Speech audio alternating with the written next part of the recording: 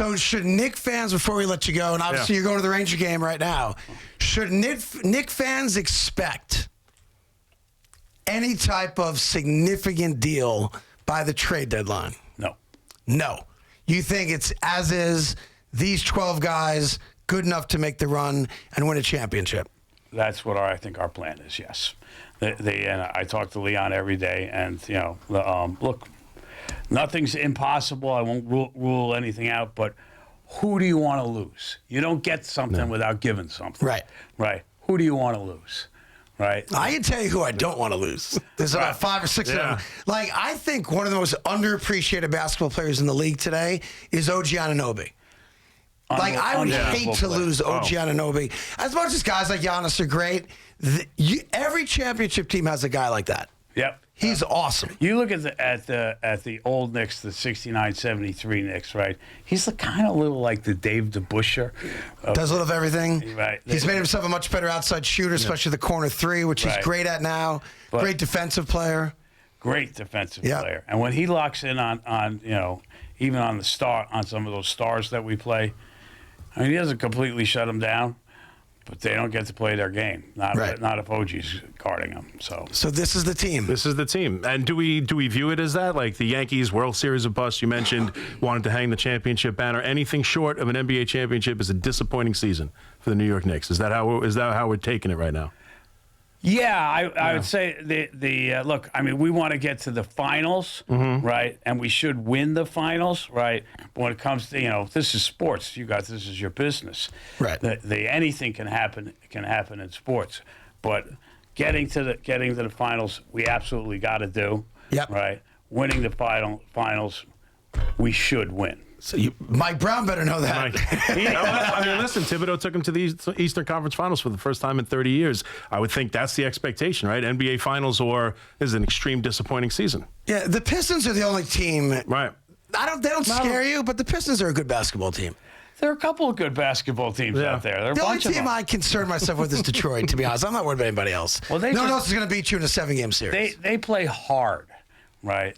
So if we meet up with the Pistons. And they play the Pistons tonight, by the way. So if you're not going to the Ranger game, you definitely check that out. Right. And watch, although they're missing a couple guys, too. But they play a very physical game. So, in a 7-game series, it can be a different kind of battle. Do you get bothered as the guy that writes the check with not how much the guys make? We can make the argument they deserve it. They have a special skill. But where the sport's changed in your ownership over the 30 some odd years, where now it's, you only have to play 65 games. You have to still be eligible for postseason awards. Or, hey, load management's going to be a thing. Do you get bothered, again, as the guy that that writes the check, that we're not asking these guys to do that much. We're saying play basketball. Take it seriously. We understand a lot of work goes into it. That guys are finding reasons not to play basketball a couple times a week? Not our guys. They do lead the league in most minutes played. But overall, for the sport, is it an issue to you? I just worry about my teams, right? For me, I look at the team, and and I know obviously all the players, and they want to play, right? Whether we play 65 or 82 games, they want to play every game, right? One of the issues that Mike has to deal with is that he has to, he's still bringing up guys, right? So, I mean, we got some young guys who are getting meaningful minutes. The Tyler, right? Mm-hmm. I mean, he's got to find minutes for him. Right. Because he's earned them. Right.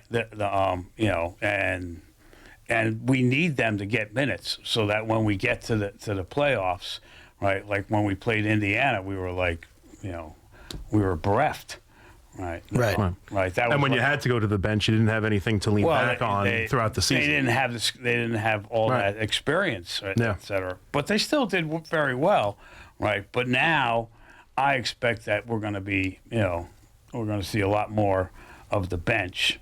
Right, that's Mike's style. And yeah, he went 12 deep a couple nights ago at the Garden. Every guy on the bench got into a game. They all played meaningful minutes. Last thing on Thibodeau. Sorry to go back to it.